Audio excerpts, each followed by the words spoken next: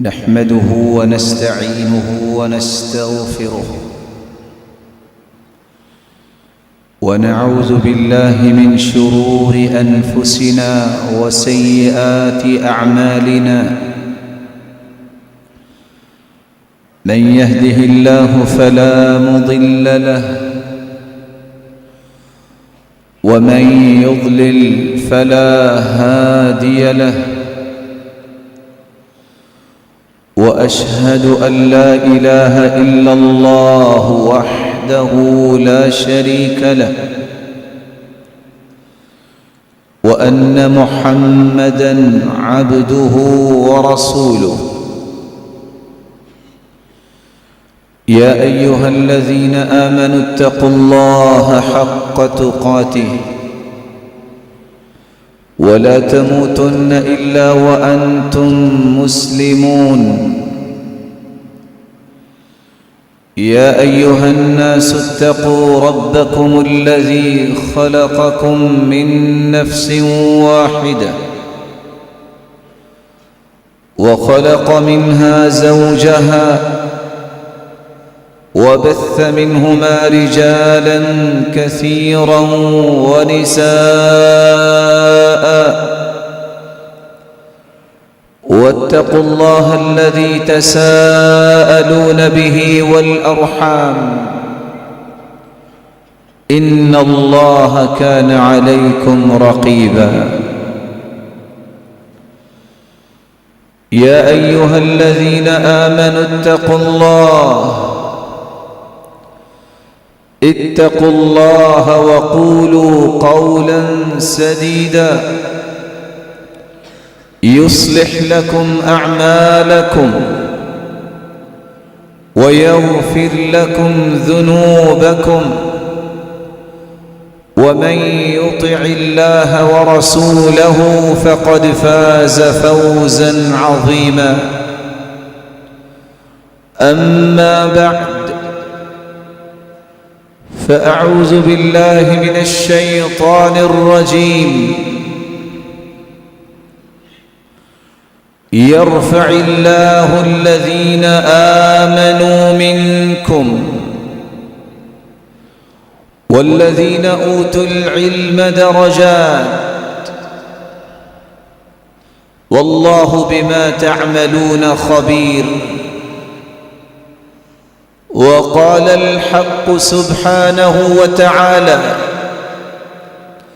ألا بذكر الله تطمئن القلوب لائق التکریم سامعین مکرم، اللہ ذوالجلال ہم سب کے خالق، مالک اور رازق ہیں۔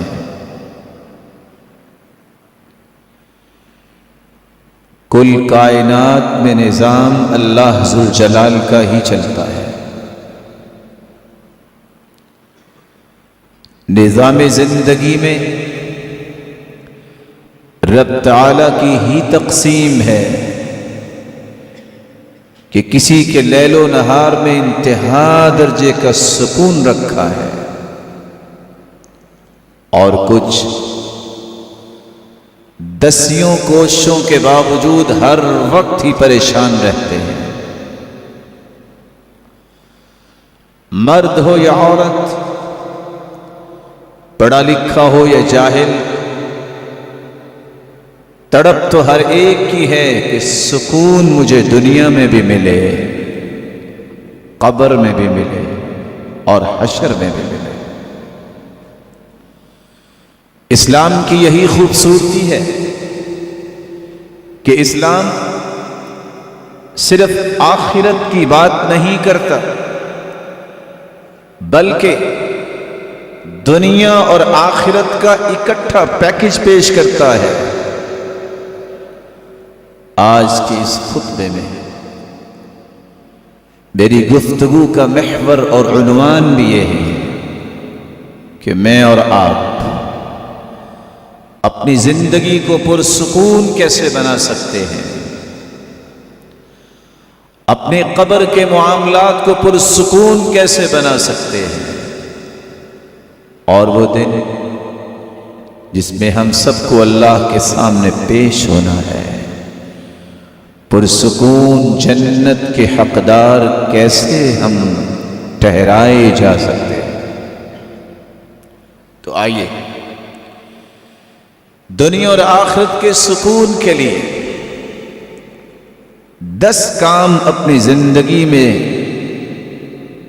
اختیار کیجئے اور دنیا اور آخرت کے سکون کی ضمانت شریعت سے لے لیجئے۔ سب سے پہلا کام دنیا اور آخرت کے سکون کا باعث ذکر اللہ، اللہ کا ذکر، اللہ کی یاد جس زبان کا نصیبہ بن جائے، یہ صاحب زبان دنیا کا سب سے پرسکون انسان ہوتا ہے۔ رسول اکرم صلی اللہ علیہ وسلم نے فرمایا تھا، مثل البيت الذي يذكر الله فيه والبيت الذي لا يذكر الله فيه كمثل الحي والميت۔ جس گھر میں اللہ کا ذکر ہوتا ہے اور جس گھر میں اللہ کا ذکر نہیں ہوتا، ان دونوں گھروں کی مثال زندہ اور مردے کی مثال ہے۔ زندہ لوگ رونقیں پسند کرتے ہیں، زندہ گھر بارونق ہوتے ہیں، وہاں خوشیاں اور شہنائیاں بجتی ہیں، اور قبرستان کے اندر بچھو، سانپ، چور اور ڈکیت چھپتے ہیں۔ آپ سمجھ سکتے ہیں جو زندہ لوگوں کا گھر ہوتا ہے وہاں مسکراہٹیں بکھرتی نظر آتی ہیں، قبرستان کے اندر کوئی نہیں جاتا۔ اس لیے جس گھر میں اللہ کا ذکر ہو وہاں خوشیاں اور سکون ہی سکون ہے، اور جس گھر میں ذکر نہیں، اگر سانپ نہیں یہ لوگ، ان کی عادات سانپوں کی طرح ڈسنے کی، بچھوؤں کی طرح ڈسنے کی، اور اللہ کی نافرمانی، چوری اور ڈکیتی کرنے والے بھی چھپتے ہیں تو ایسی ہولناک اور دہشت زدہ جگہوں پہ چھپتے ہیں۔ ایسے انسانوں سے خیر کی توقع کیا کی جا سکتی؟ الا بذکر اللہ تطمئن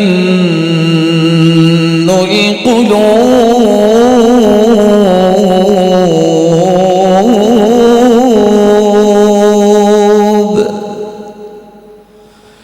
الذین آمنوا وعملوا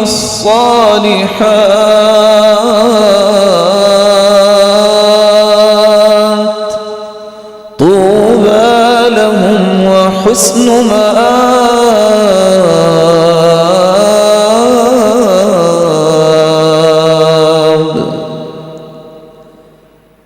دلوں کا سکون، انسانی زندگی کا سکون، یہ اللہ نے اپنے ذکر میں رکھا ہے۔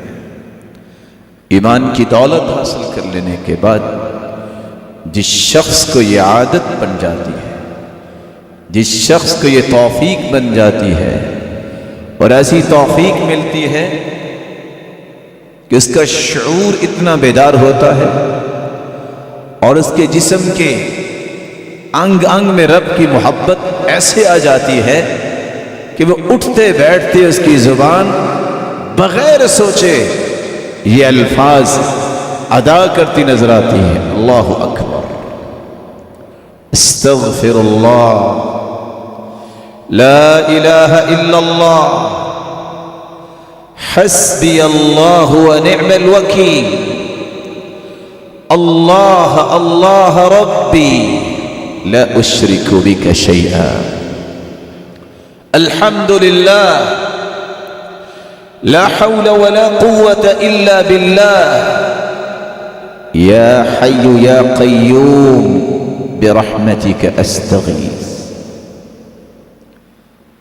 ابراہیم علیہ السلام کو جلانے کے لیے آگ کتنے دنوں تک بھڑکائی گئی۔ لو طار علیہا طائر سقط مشویا، لکھنے والے لکھتے ہیں کہ اگر کوئی پرندہ بھی اوپر سے گزرتا تو بھنا ہوا نیچے گر جاتا۔ ما هي الكلمة التي نطقها إبراهيم عليه الصلاة والسلام عندما ألقوه في هذه النار؟ کون سا کلمہ زبان پہ لائے تھے ابراہیم جب اسی آگ میں اللہ کے اس پیغمبر کو پھینکا گیا؟ حسبی اللہ و نعم الوکیل۔ قلنا یا نار کونی بردا وسلاما علی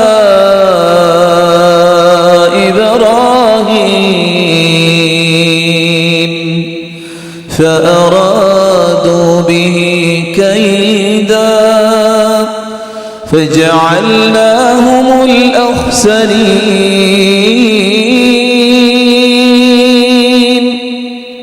ادھر ابراہیم علیہ السلام کو آگ میں پھینکا گیا، ادھر زبان سے یہ مبارک کلمہ اللہ کا ذکر ادا ہوا، ادھر ساتھ ہی اللہ ذوالجلال کا حکم آگ کو ہو گیا تیرے اندر چلانے کی جو صلاحیت ہے وہ میں نے سلب کر لی ہے، تم چلا نہیں سکو گے۔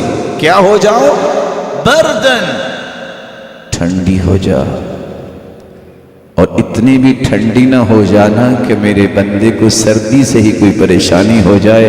وسلامہ، ٹھنڈک اور سلامتی دو وصف تیرے اندر آ جانے چاہیے۔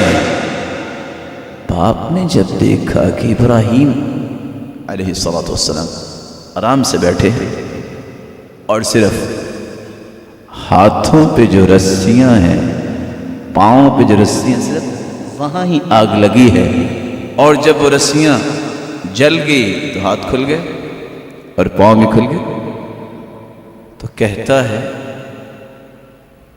نعم الرب ربک یا ابراہیم، ابراہیم تیرا رب تو بہت بڑا نکلا، اس نے تمہیں آگ لگنے نہیں دی، اور اگر لگی بھی ہے تو ان رسیوں کو جس سے ہاتھ بندھے ہوئے تھے، لیکن ایمان پھر بھی نہیں لایا۔ آج اس دنیا کی زندگانی میں، قبر و حشر میں سکون کی تلاش ہے، رب کے ذکر کو اپنی عادت بناؤ۔ اللہ ذوالجلال مجھے اور آپ کو نصیب فرمائے۔ اور یہ ایک ایسی عبادت ہے، نہ اس کے لیے کسی وقت کے انتظار کی ضرورت، نہ اس کے لیے کسی خاص لباس کی ضرورت، نہ اس کے لیے کہیں قبلہ رخ ہونے کی ضرورت، نہ اس کے لیے کسی پاکیزگی اور وضو کی ضرورت۔ آپ جس حالت میں ہیں رب کا ذکر ادا کیجئے، زندگی میں آپ جیسا پرسکون انسان کوئی نہیں ہو۔ دوسرا کام، اگر زندگی میں سکون انسان کو تلاش کرنا ہے تو اللہ ذوالجلال کے پیغمبر پہ درود بھیجیں۔ ان اللہ وملائکتہ یصلون علی النبی یا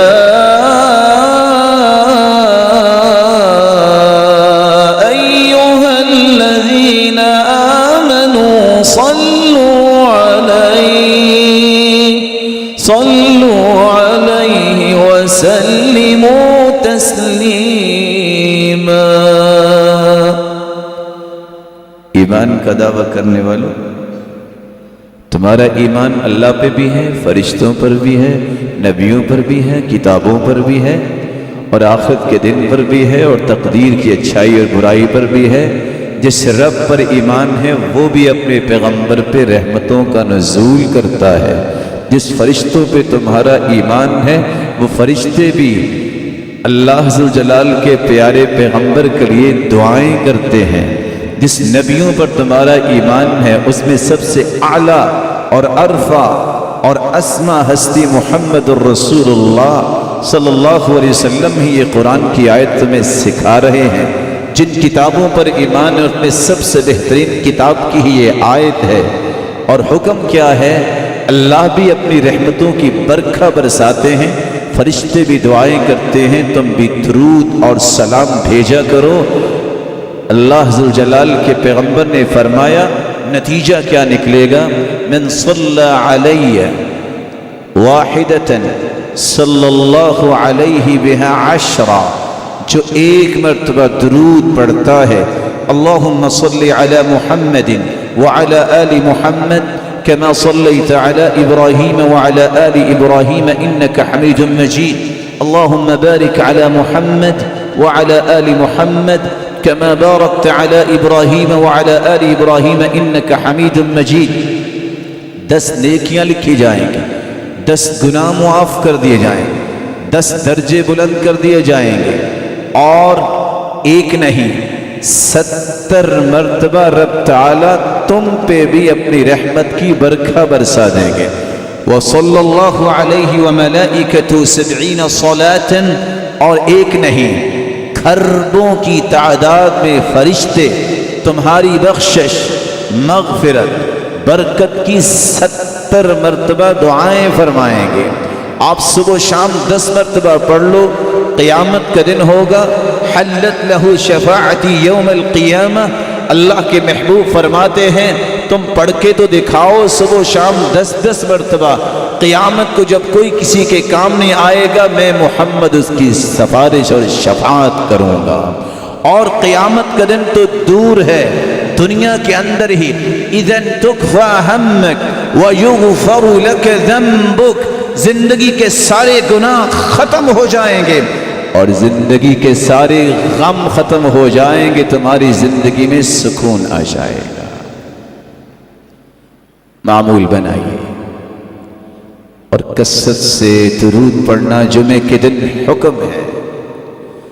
آج وہ دنیا میں لوگ کہاں ہیں جو عصر کی نماز پڑھ کے اپنے گھر کا دروازہ بند کر لیا کرتے، بیوی بچوں کو لے کے بیٹھ جاتے، کوئی آتا تو معذرت کرتے، کہتے نہیں آج کے دن کثرت سے درود پڑھنا ہے، بہت تھوڑا ٹائم رہ گیا مغرب کا، اور حکم ہے یہ من بعد صلاة العصر الى ان تغرب الشمس، جمعے کے دن ایک ایسی گھڑی ہوتی ہے جو بھی دعا کی جائے رب تعالیٰ اسے قبول فرماتے ہیں، اور وہ عصر سے شام کے درمیان ہوتی ہے، اور وہ لوگ شام تک دروازہ نہیں کھولا کرتے تھے۔ اللہ میرے اور آپ کے شوق اور ذوق میں ان باتوں کو شامل فرما دے۔ تیسرا طریقہ جس سے میری اور آپ کی زندگی پرسکون ہو سکتی ہے، مشینری بناتے ہیں کسی مقصد کے لیے، اس کا یہ بٹن یوں آن کریں تو یہ اس کا پرپس سامنے آئے گا، اس کی یہ ایکٹیویٹیز ہیں، سر سے لے کر پاؤں تک مجھے اور آپ کو اللہ نے تخلیق کیا ہے، اس کا بھی ایک مقصد ہے، وہ ہے عبادت، وہ ہے نماز، پرسکون زندگی کے لیے نماز کی پابندی۔ رسول اکرم صلی اللہ علیہ وسلم 50 نمازوں کا تحفہ لے کر آئے، ہر حکم اللہ نے زمین پہ پہنچایا، لیکن نماز کا گفٹ دینے کے لیے رب تعالیٰ نے 7 آسمانوں میں بلایا اور 50 دی، پھر 5 ہوئی، آج پڑھتے 5 ہیں، اجر و ثواب 50 کا ہی ملتا ہے۔ لیکن آج بھی اگر کوئی، میں کہتا ہوں سال نہیں، روز نہیں، ہفتے میں 1 دن تو ایسا گزاریے نہیں تو مہینے میں ایک دن تو ایسا گزاریے۔ آہستہ آہستہ آپ کی عادت بن جائے گی۔ 17 رکعتیں آپ فرائض پابندی سے صف اول میں تکبیر اولیٰ کے ساتھ پڑھنے کی عادت بنائیے۔ 2 فجر، 4 ظہر، 4 عصر، 10 اور 3 مغرب، 13 اور 4 عشاء، یہ پہلی سب کو نہ چھوڑیے۔ 12 رکعتیں رسول اللہ صلی اللہ علیہ وسلم نے فرمایا من صلی 12 رکعہ بنی لہ بیت فی الجنہ، صبح اور شام 24 گھنٹوں میں 12 رکعتوں کی ادائیگی کیجئے۔ 4 قبل الظہر ورکعتین بعدها ورکعتین بعد صلاة المغرب ورکعتین بعد العشاء ورکعتین قبل صلاة الفجر، 4 ظہر سے پہلے، 2 ظہر کے بعد اور 2 مغرب کے بعد، 2 عشاء کے بعد اور 2 فجر سے پہلے، یہ 12 رکعتوں کی پابندی کیجئے۔ ایک ٹیڑی پیسہ آپ کو پے نہیں کرنا، رب تعالیٰ اپنی جنت میں آپ کے لیے ایک خوبصورت گھر روزانہ ہی تیار کر دے گی۔ 17 اور 12 کتنے رکھتے ہو گے؟ 29۔ رسول اکرم صلی اللہ علیہ وسلم کا معمول یہ ابھی چند ایام قبل رمضان گزرا، ما زاد رسول اللہ صلی اللہ علیہ وسلم فی رمضان ولا فی غیر رمضان على 11 رکعہ۔ اللہ کے رسول صلی اللہ علیہ وسلم رمضان اور غیر رمضان، شوال، ذی القعدہ، ذی الحجہ، یہ اللہ کے بنائے ہوئے مہینے ہیں، ان تمام مہینوں میں بھی 11 رکعتوں کی پابندی کیا کرتے، نہ اس سے زیادہ نہ اس سے کم۔ رسول اکرم صلی اللہ علیہ وسلم کی زوجہ مطہرہ سیدہ عائشہ رضی اللہ عنہا کی روایت اگر صحیح بخاری کی صحیح ہے، معمول بنائیے، اللہ کی قسم اس رات کی تاریکی میں یہ 11 رکعتیں پڑھنے والوں سے بڑھ کے دنیا میں کوئی پرسکون انسان نہیں۔ اللہ نے خود اس راز کو کھولا ہے۔ یا ایہا المزمل قم اللیل الا قلیلا نصفہ او انقص منہ قلیلا او زد علیہ ورتل القرآن ترتیلا۔ اور آگے اللہ تعالیٰ نے فرمایا ان ناشئۃ اللیل ہی اشد وطئا واقوم قیلا۔ رات کو اٹھنا اور اٹھ کے رب تعالیٰ کے سامنے کھڑے ہو جانا، کائنات میں سب سے بہادر دل انسان وہ ہوتا ہے جو رات کو اللہ کے سامنے کھڑا ہوتا ہے۔ اشد وطئا ووطاء، اس سے بہادر دنیا میں آپ کو نظر نہیں آئے گا۔ وَأَقْوَمُ قِيلَ، بات کی قوت، گرفت اور اپنی بات کو ثابت کرنے کے لیے آرگیو کرنے کی صلاحیت یہ انسان میں آتی اس وقت ہے۔ وَأَقْوَمُ قِيلَ، جب رات کو رب کے سامنے کھڑا ہوتا ہے۔ ان 11 رکعتوں کو معمول بنائیے۔ نہیں آپ سحری کے وقت اٹھ سکتے، عشاء کے بعد ہی پڑھ لیجئے۔ كان يقوم في اول الليل وفي آخره وفي وسطه، آپ صلی اللہ علیہ وسلم کا معمول مبارک یہ تھا، آپ رات کے آخری حصے میں بھی تہجد پڑھتے، شروع حصے میں بھی پڑھتے، درمیان میں بھی پڑھتے، جو آسانی لگے معمول بنائیے۔ 11 اور 29 40 رکھتے۔ اگر تہجد کے وقت نہیں اٹھ سکتے، عشاء کے بعد پڑھ لیجئے۔ تیسرا طریقہ اگر پھر بھی سوئے رہے، اتنی تھکاوٹ سے چکنا چور ہے، عشاء کے بعد بھی نہیں پڑھ سکے اور نیت ہے تہجد کے لیے اٹھوں گا، بیدار نہیں ہو سکے، سورج نکل آئے، سورج نکلنے کے بعد ظہر تک 12 رکعتیں پڑھ لی، رب تعالی ثواب تہجد کا ہی عطا کریں گے۔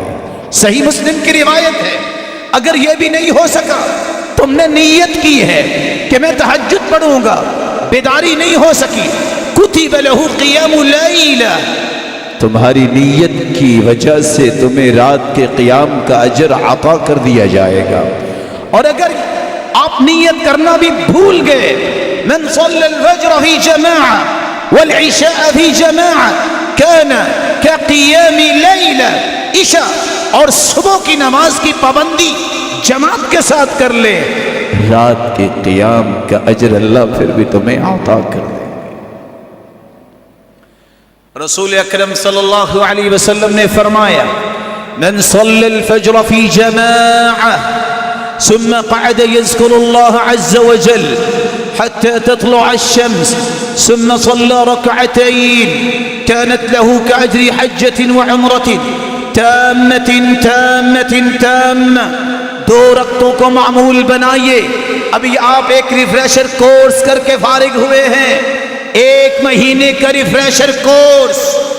فجر کی نماز کے بعد اپنے آپ کو اذکار میں مشغول کیجئے، سورج نکلنے کے بعد 2 رکعتیں یہ پڑھ لیجئے، یہاں بیٹھے، کوئی سفر نہیں، کوئی مال نہیں آپ نے خرچ کیا، کوئی آپ کی ایکٹیویٹی نہیں ہے کہ آپ منا جائیں اور آپ صفا جائیں، آپ مروہ جائیں۔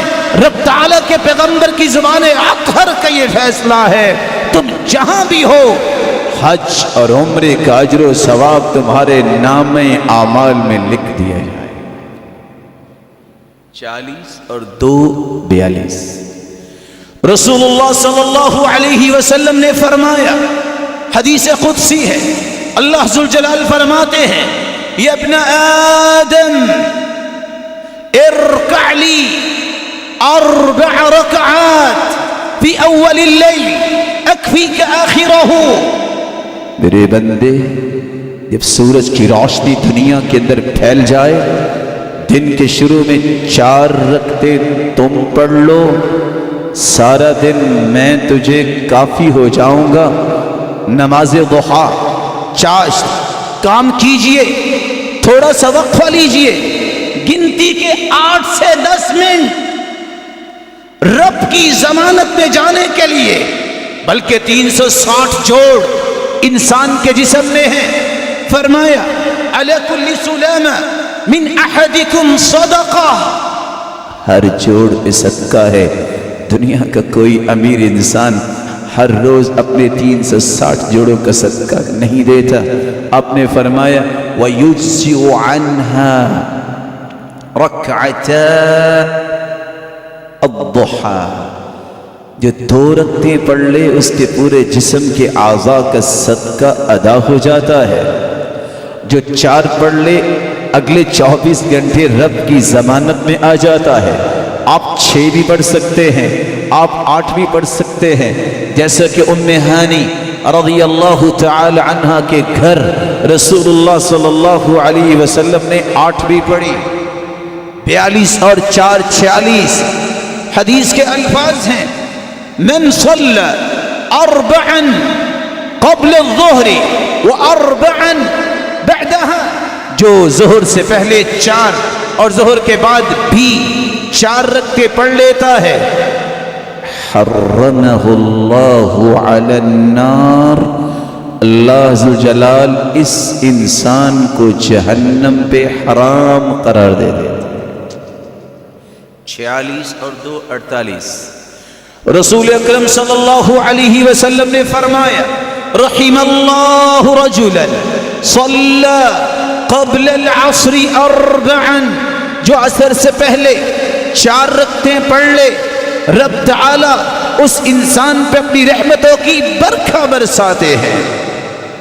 48 اور 4 52۔ رسول اکرم صلی اللہ علیہ وسلم نے فرمایا، میں بین کل اذانین صلاۃ، تکبیر اور اذان کے درمیان بھی نماز ہے. آپ مغرب کی اذان سنیے، 2 رکعتیں پڑھیے. رسول اللہ صلی اللہ علیہ وسلم کے صحابہ كانوا يبتدرون الى السواری، اذان سنتے دوڑ کے ستونوں کے پیچھے آ جاتے. باہر سے آنے والے کو پتہ نہ چلتا یہ نماز ختم ہوگی ہے، نماز سے پہلے کی رکھتے ہیں یا بعد کی رکھتے ہیں. 54 رسول اللہ صلی اللہ علیہ وسلم نے فرمایا میں جب جنت میں گیا میں نے دیکھا کہ میرے آگے چلنے کی کسی کے چلنے کی مجھے آواز سنائی. جبریل یہ کون ہے؟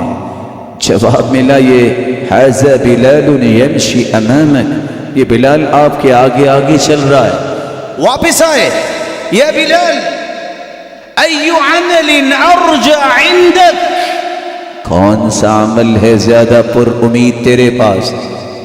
آپ نے ہی تو سکھایا تھا ما اصابنی حدث قط، جب بھی میں بے وضو ہوتا ہوں وضو کر لیتا ہوں، ہر وقت باوضو رہنے کی عادت بنائی ہے. وما توضأت الا وصليت عنده ركعتين، اور جب بھی وضو کرتا ہوں 2 رکعتیں پڑھ لیتا ہوں. 54 اور حدیث کے الفاظ ہیں اذا دخل احدكم المسجد فلا يجلس حتى يصلي ركعتين، جو بھی مسجد میں جائے جب تک 2 رکعتیں ادا نہ کر لے اس وقت تک وہ مسجد میں نہ بیٹھے. ان 2 کو ملا کے 56 رسول اللہ صلی اللہ علیہ وسلم کا فرمان ہے جو عشاء کی نماز پڑھنے کے بعد من غیر الفریضہ، من غیر الفریضہ 4 رکعتیں پڑھ لیتا ہے عشاء کی نماز سے فارغ ہونے کے بعد، سونے سے پہلے رب تعالیٰ اسے لیلۃ القدر میں 4 رکعتیں پڑھنے کا اجر و ثواب نصیب فرما دیتے ہیں. رسول اللہ صلی اللہ علیہ وسلم کی اس حدیث کی روشنی میں 60 رکعتیں، اور اگر کبھی دل چاہے، چاہنا چاہیے میرا بھی اور آپ کا بھی، جو شخص اچھا وضو کرے 2 رکعتیں پڑھ لے، دل لگا کر ہاتھ اٹھا لے، یا رب اغفر لی، رب اغفر لی. اس وضو، اس 2 رکعتوں کا نتیجہ کیا نکلتا ہے؟ 2 لفظ رب اغفر لی، رب اغفر لی. جواب بھی 2 ہی آتے ہیں. اللہ فرشتوں سے مخاطب ہو کے کہتے ہیں فرشتوں گواہ رہنا علم عبدی، آج میرے بندے کو یقین ہو گیا ہے ان لہ ربا یغفر الذنوب، اس کا کوئی رب بھی ہے جو بخشنے والا ہے. فرشتوں گواہ رہنا میرے بندے عبدی اعمل ما شئت فقد غفر لک. تم نے ہاتھ اٹھا دیے، 2 رکعتیں پڑھی، وضو اچھا کیا تھا، اب طلب کرو. کیا طلب کرتے ہو؟ زندگی کے سارے گناہوں کو میں معاف کر. نماز کو عادت بنائیے. سکون ایسے نہیں آئے گا. دکھائیے دنیا کا کوئی فرد جو نمازی نہ ہو پر سکون ہو، کوئی ایک. قلبی سکون اللہ کی عبادت کے بغیر نہیں آ سکتا. اسی لیے عمر بن خطاب رضی اللہ تعالی عنہ جب گورنرز کی میٹنگ بلاتے تو سب سے پہلا سوال ہی نماز کا کرتے. بتاؤ نماز کی پابندی کیسے کرواتے ہو اور کیسے کرتے ہو؟ 4تھا کام پرسرور زندگی اور پرسکون قبر، پرکیف جنت کی ساعتیں. دستور حیات کو بار بار پڑھیے. قانون ربانی کیا ہے؟ دستور، یہ کانسٹیٹیوشن جو ہے، یہ اللہ کی طرف سے آنے والا قرآن کیا کہہ رہا ہے؟ اس قرآن میں اللہ مجھ سے مطالبہ کیا کر رہا ہے؟ اس قرآن کی تلاوت، جس کو رمضان میں آپ ظہر کو دیکھتے قرآن، عصر کو دیکھتے قرآن، مغرب کو دیکھتے قرآن، عشاء کے بعد کھڑے ہیں قرآن سنتے.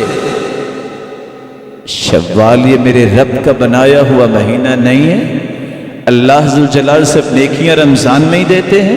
نہیں، آپ زندگی کے کسی مرحلے میں بھی عادت بنائیے. امام شافعی کی بات کو کبھی تو سمجھیے. جب ان کے پاس لوگ آئے, لوگ انتظار کر رہے ہیں اور وہ قرآن کھول کے بیٹھے ہیں, بات ہی نہیں کر رہے, پڑھتے جا رہے ہیں.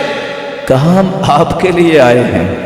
جواب دیتے ہیں سنو, شغلکم الفقہ عن القرآن, لگتا ہے تجھے فقہ نے, فقہا کی جماعت آئی, تمہیں فقہ نے قرآن سے مشغول کر دیا.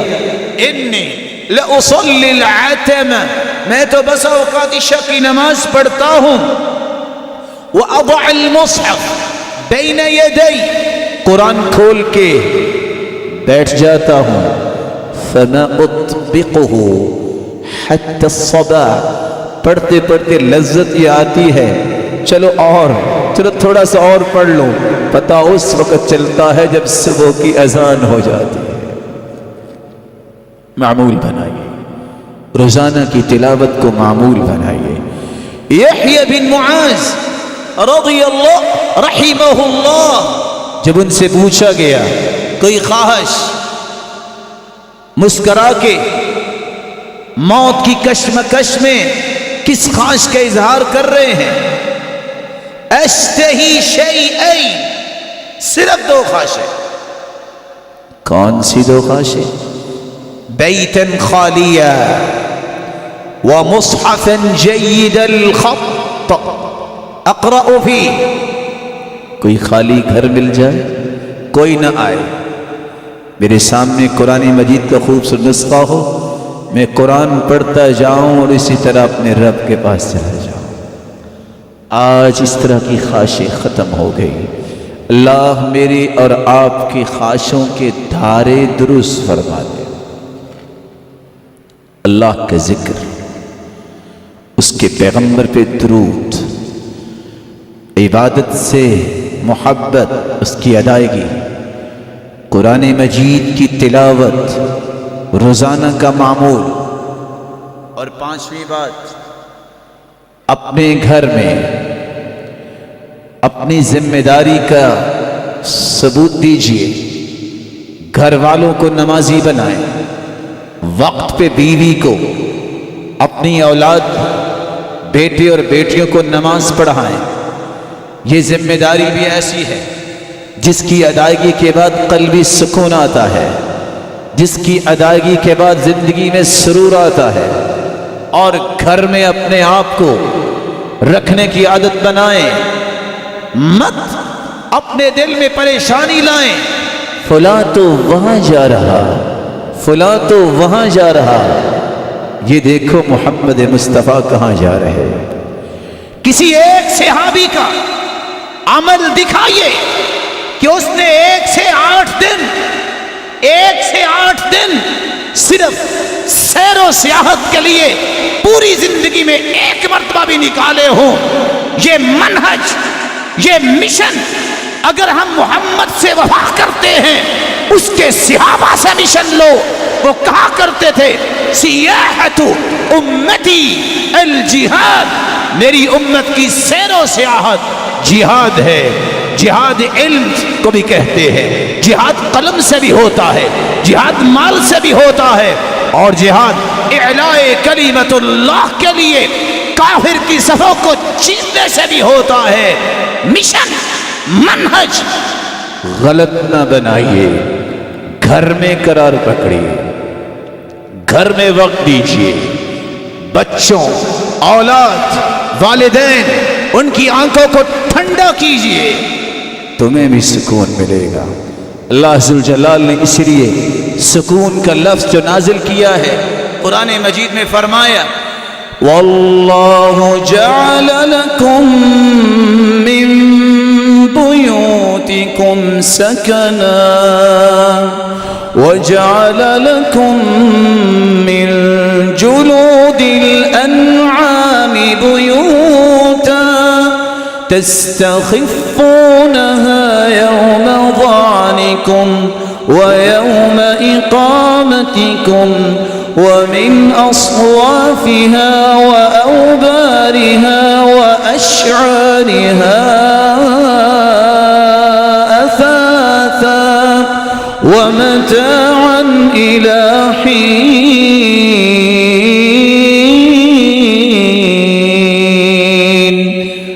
تعالی نے تمہارے لیے گھروں کو سکون بنایا ہے۔ اور حدیث کے الفاظ ہیں طوبى لمن ملك لسانه ووسع بيته وبكى على خطيئته۔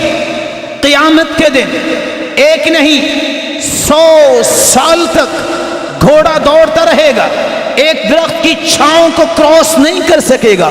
اتنی بڑی جنت کا مالک وہ بن سکتا ہے جس کے اندر 3 صلاحیتیں ہوں۔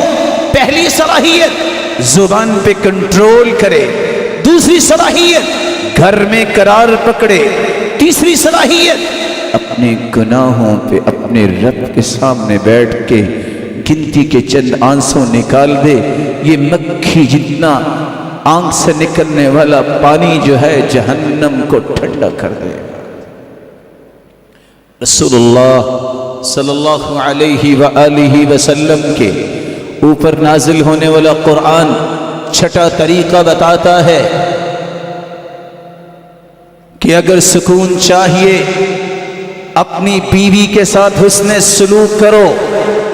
اپنی بیوی کو سب سے بڑا سکون سمجھو، فیس بک سے سکون نہیں، یہ دنیا کے ٹولز اور اپلیکیشن سے سکون نہیں، غلط کاری کے لیے 2-2 گھنٹے کی کال سے سکون نہیں، یہ 10 روپے سے 100 روپے کے پیکج لے کے ایمان پہ زخم کرنے سے سکون نہیں۔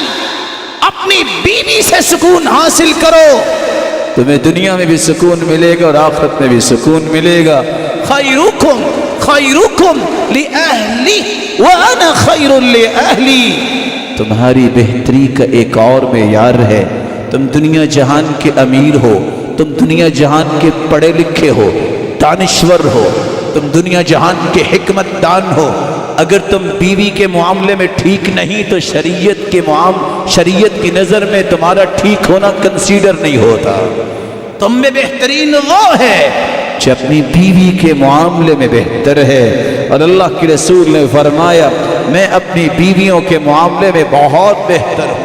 اسی لیے قرآن نے واضح الفاظ میں یہ حکم دیا، یہ خبر دی ہے وَمِنْ آيَاتِهِ أَنْ خَلَقَ لَكُم مِّنْ أَنفُسِكُمْ أَزْوَاجًا لِتَسْكُنُوا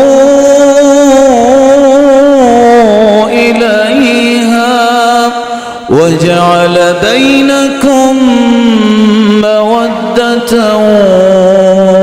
وَرَحْمَةً إِنَّ فِي ذَلِكَ لَآيَاتٍ لِقَوْمٍ يَتَفَكَّرُونَ۔ اللہ نے بہت نشانیاں دنیا میں بھیجی ہیں۔ اتنا بڑا آسمان بغیر ستونوں پہ کھڑا ہے، بہت بڑی نشانی ہے۔ اتنی بڑی زمین اور اتنا پانی جس کا میں اور آپ اندازہ نہیں کر سکتے، اس پہ سارا نظام رب کا ہے، طرح طرح کی دنیا ہے، رب کی نشانی ہے۔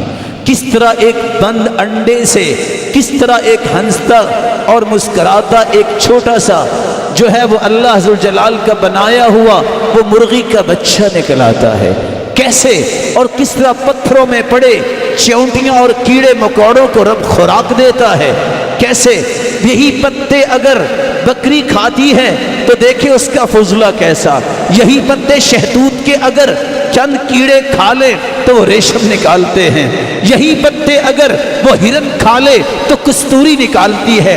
یہ کیسی کیسی نشانیاں ہیں رب تعالیٰ نے رکھی، لیکن ان نشانیوں میں سے ایک نشانی اللہ کی ہے جس نے تمہارے لیے شادی نکاح کے ذریعے بیوی کا بندوبست کیا، اور اس گھر کو، اس خاندان کو، اس معاشرے کو جس جگہ بھی کوئی رہ رہا ہے اس کو پرسکون بنانے کا ایک موقع فراہم کیا ہے۔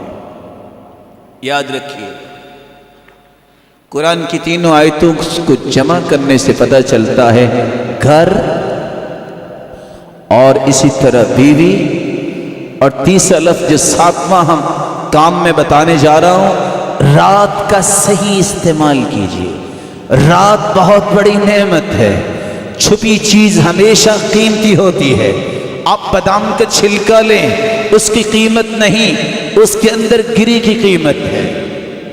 آپ کسی مخلص آدمی جو چھپ کے اللہ کی عبادت کرتا ہے، اس کی قیمت حدیث سے پوچھئے۔ ان اللہ یحب العبد التقی الغنی الخفی، اللہ کا پسندیدہ وہ ہے جو مستغنی ہے لوگوں سے، متقی ہے اور کوئی اس کو جانتا ہی نہیں، لیکن اللہ کے ہاں اس کا مقام ہے۔ آپ لوگوں کے سامنے کھڑے ہو کے 2 رکعتیں پڑھیں، آپ کو 2 رکعتوں کا ثواب ملے گا، لیکن یہی 2 رکعتیں آپ اکیلے بند کمرے میں پڑھیں، حیث لا یراہ الناس، جہاں لوگ آپ کو دیکھ نہیں رہے، تضاعف ب25 صلاۃ، 25 گنے آپ کو اجر زیادہ ملے گا۔ رب تعالی نے اسی لیے تہجد بھی رات کو رکھی ہے۔ راز کیا ہے؟ دل اس وقت صرف رب کے ساتھ ہم کلام ہو، دنیا کی کوئی سوچ نہ ہو۔ رات کا صحیح استعمال کیجئے، پرسکون ہو جائیں گے۔ پہلا استعمال رات سونے کے لیے ہے، سکون لینے کے لیے ہے۔ رات جاگ کر دن کو سونا سکون نہیں آئے گا۔ پہلی بات، رات میں سونے کا وقت نکالیے، فطرت کے اصول چینج نہ کیجئے۔ رات کے 1 گھنٹے کی نیند صبح کے 3 گھنٹوں کی نیند سے بھی بہتر ہے۔ جسم کی ضرورت ہے اور جسم کی خلیات کی بھی ضرورت ہے۔ اور آج تو کافر بھی اس بات کو مانا، اس آیت کو پڑھ کے سمجھ کے اس نے کہا ہاں 12 بجے سے لے کر 2 بجے تک کا ٹائم اتنا مہم ہے، جو سو جائے اس کے جسم کے تمام خلیات کی پروٹیکشن کے لیے اور خون کی پراپر سرکولیشن کے لیے اور پورے جسم کی جو ضروریات ہے اس کو پورا کرنے کے لیے یہ وقت ضرور سوئیے۔ اگر نہ سویا جائے وہ سارے خلیات اپنی جگہ پہ جب نہیں پہنچتے، 1 سے 10 بیماریاں اس وقت پیدا ہوتی ہیں۔ قرآن اس لیے کہتا ہے فَالِقُ الْإِصْدَاءِ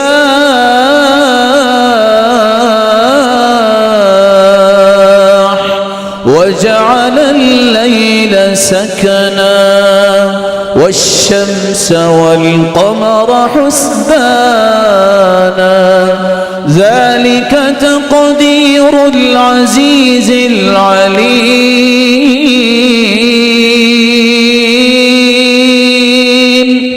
فَالِقُ الْإِصْبَاحِ، دن کو رات سے نکالنے والا وہی ہے۔ وَجَعَلَ اللَّيْلَ سَكَنًا، اس نے رات کو سکون والی بنایا ہے۔ والشمس والقمر حسبانا، یہ دنیا کے نظام کو سورج اور چاند کے ساتھ منسلک کر دیا ہے۔ چاند سے پتہ چلے گا کون سا مہینہ شروع ہوا۔ سورج سے انسانی زندگی قائم ہے رب کی مشیت کے تابع۔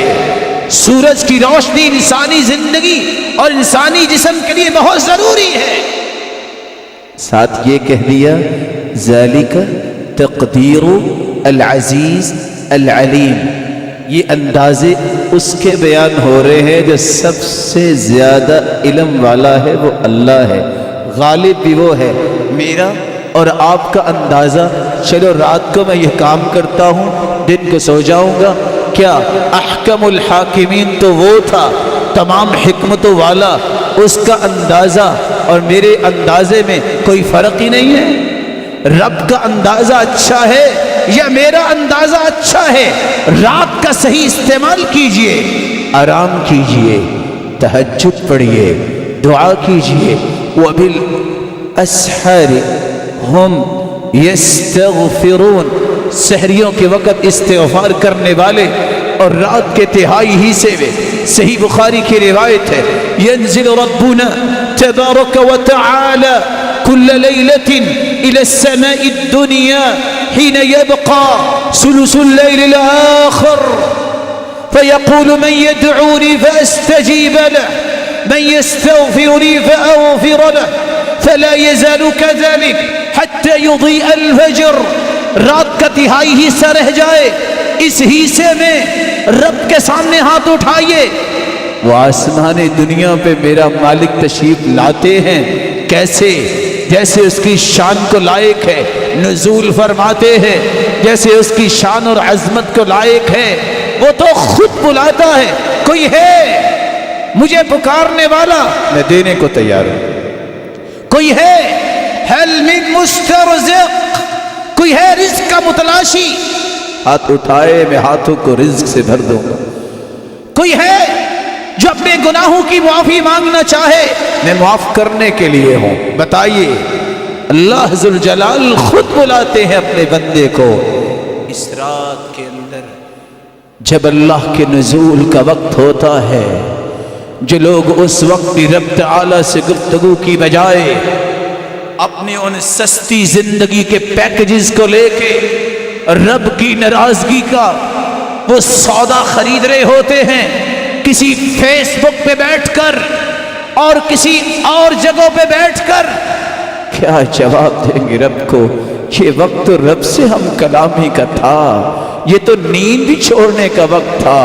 تم نے نیند بھی نہ لی، تم نے اپنے گھر والوں کا بھی خیال نہ کیا، تم نے رب کے اس فرمان کا بھی خیال نہ کیا، اور اس وقت کو معصیت اور نافرمانی میں لگا دیا. سکون نہیں آئے گا. سکون چاہیے تو ساتواں کام رات کا صحیح استعمال کیجئے. اللہ میری اور آپ کی رات کو پرسکون بنا دے. اور 3 آیتیں ہیں، گھر، رات اور بیوی، 3 جگہ سکون کا لفظ آیا ہے. اس لیے کہنے والے نے سچ کہا، سب سے بہترین سکون اس کو ملتا ہے جو انسان اپنے بچوں کے ساتھ اور اپنے گھر میں رات گزارتا ہے.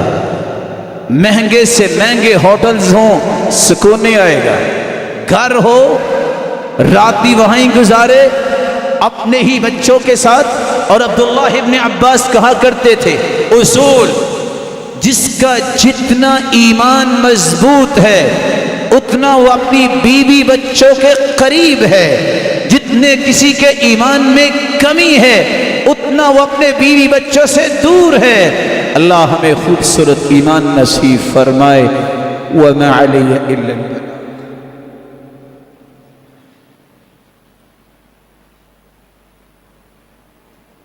الحمد لله على إحسانه والشكر له على توفيقه وامتنانه.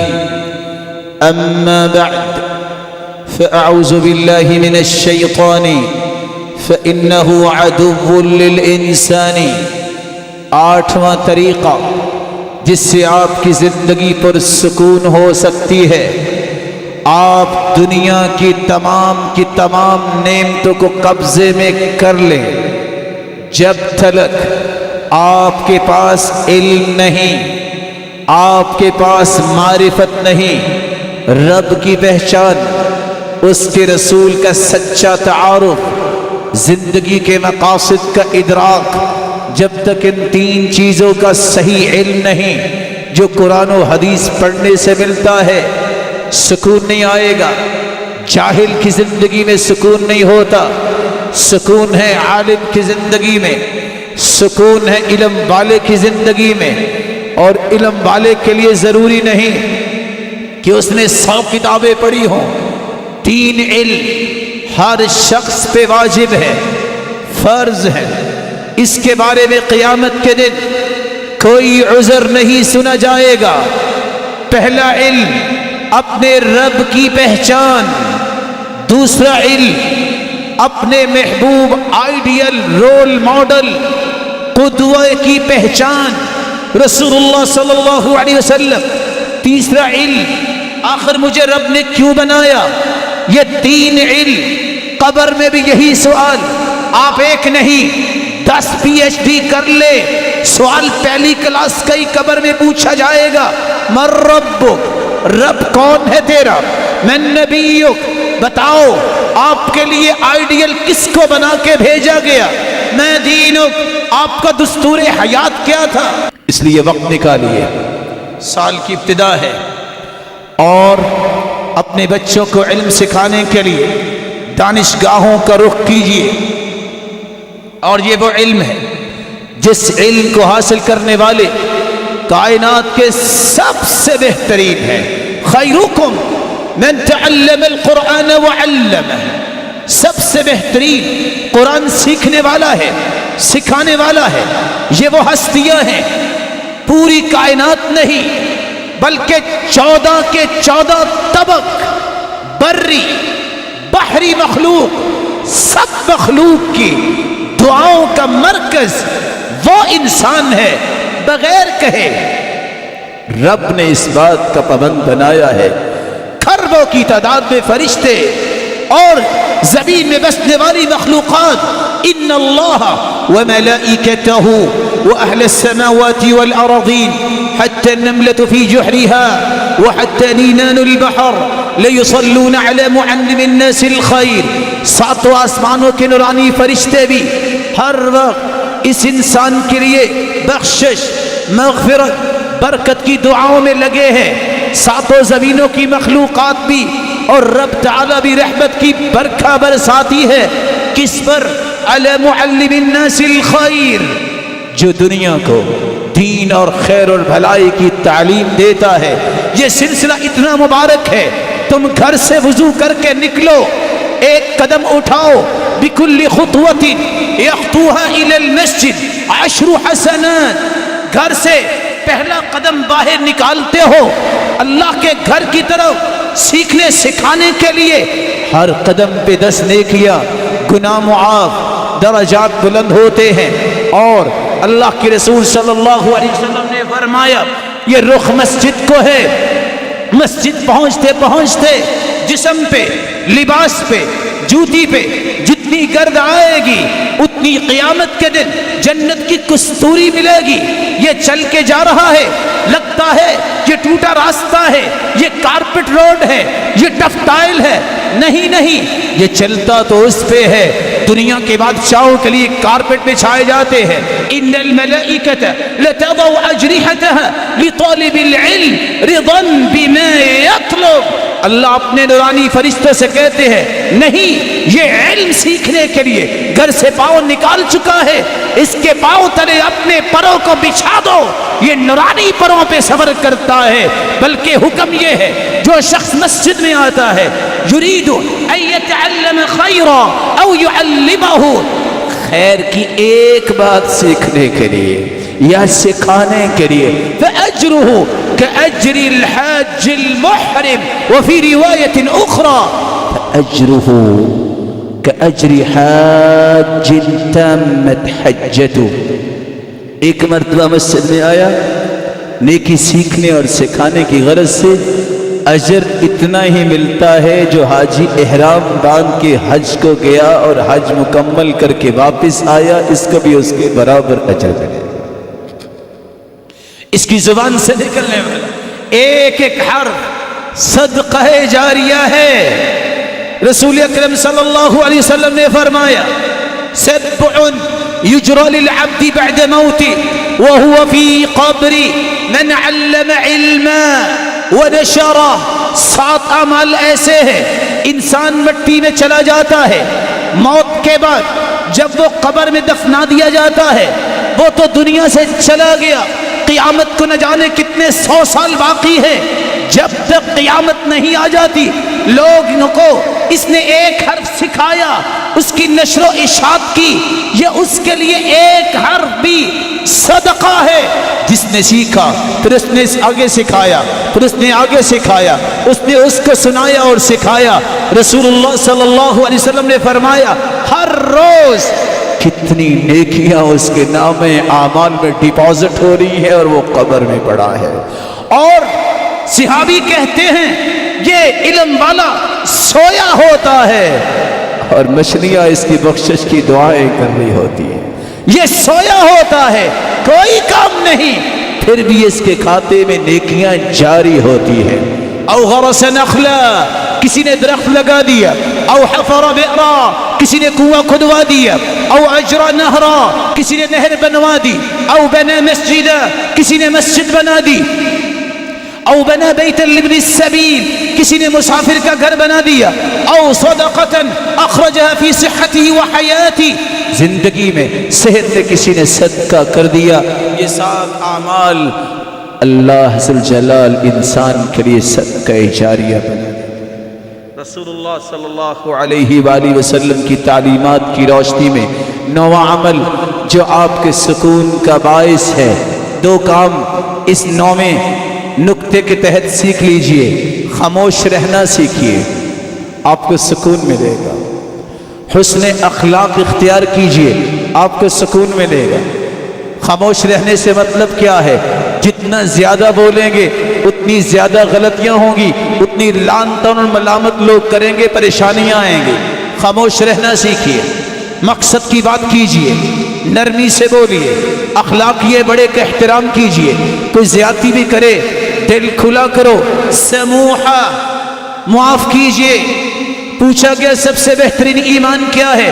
قال الصبر والسماحہ، صبر، برداشت، بہادری کے ساتھ وہ وقت گزارنا، خاموشی کے ساتھ تکلیف کا وقت گزارنا، یہ صبر ہے۔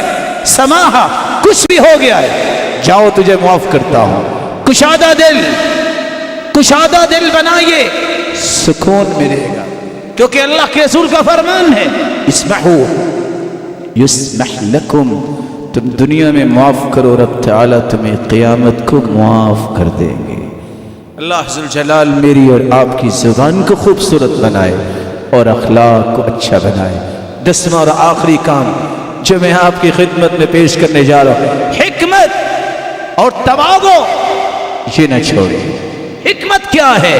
ضروری نہیں آپ ہر بات کا جواب دیں، ضروری نہیں ہر بات کا جواب اسی وقت دیں، ضروری نہیں کہ آپ بات کا جواب دیتے وقت اپنے آپ کو سچا ثابت کرنے کی کوشش کریں، نہیں، حکمت دانائی یہ ہے غلط بات کو لگام دیں۔ الحکم عربی زبان میں لگام کو کہتے ہیں۔ یہ لگام جب میں اور آپ زبان کو دیتے ہیں، مناسب بات، کچھ وقت ٹھہرا بھی جا سکتا ہے، بعد میں اس کی وضاحت ہو سکتی ہے، ضروری نہیں کہ میں یہ بات کر کے چھوڑوں گا، رک جائیے، اس سے اچھی تعبیر، اس سے اچھے کلمات، اس سے اچھے الفاظ اللہ آپ کی زبان پہ لے آئیں گے، نقصان نہیں ہوگا، پریشانی نہیں ہوگی، سکون آئے گا۔ اور تواضع، دنیا جہان کے لوگ جتنا مرضی فخر کریں اپنے مال پہ، اپنی کوٹھیوں پہ، اپنی کاروں پہ اور اپنی نہ جانے کس کس چیز پہ، آپ کو فخر کرنے کا بھی حکم نہیں ہے، کیونکہ فخر اللہ کو پسند نہیں۔ آپ کو صرف خوشی اس بات کی ہونی چاہیے میں اللہ کا غلام ہوں، میں اللہ کا بندہ ہوں۔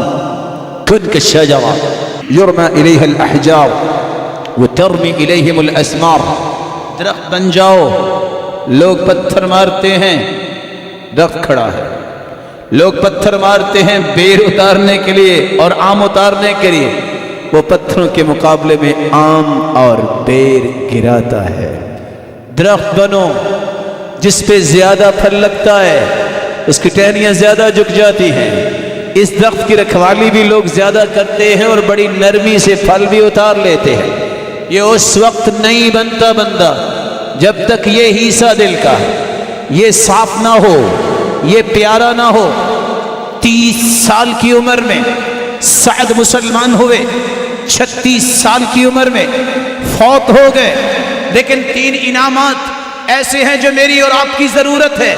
صرف 6 سال اسلام کی زندگی، کوئی فوت ہوتا ہے، اعلان ہوتا ہے، ان کی وفات پہ اللہ نے جبریل کو بھجوایا، اللہ کے رسول کو خبر دی، اور خبر کیا تھی؟ اہتز عرش الرحمن لموت سعد بن معاذ۔ یہ روح جب جا رہی تھی اس کے استقبال کے لیے اللہ کا عرش جھوم اٹھا۔ وہ اتنی پیاری روح کیسے بن گئی؟ زمین پہ چلتے تھے، جنت کی بشارت مل گئی، وہ جنت کی بشارت کیسے مل گئی؟ جب جنازے کا وقت آیا، ایک نہیں آج بڑے بڑے جنازے آپ نے دیکھے، 70,000 آسمانی فرشتے جنازے میں شرکت کے لیے آئے۔ کس لیے؟ لا اجد غلا لأحد من المسلمین، دل صاف، کسی کے بارے میں بغض اور کینہ اور دشمنی یہاں پالتے نہیں تھے۔ وَلَيْسَ فِي قَلْبِي غِبْرٌ، کوئی گرا نہ رکھتے۔ وَلَا أَحْسُدُ عَلَى أَحَدٍ عَلَى شَيْءٍ أَعْطَاهُ اللَّهُ إِيَّاهُ، کبھی انہوں نے حسد نہیں کیا تھا۔ اللہ میرے اور آپ کے دل کو بھی ایسا بنائے، اور جس طرح یہاں جمع ہیں ہمیں جنت الفردوس میں جمع فرمائے، اور اپنے محبوب کی رفاقت کے ساتھ ساتھ اپنے دیدار کا مستحق بنائے۔ وآخر دعوانا الحمد للہ۔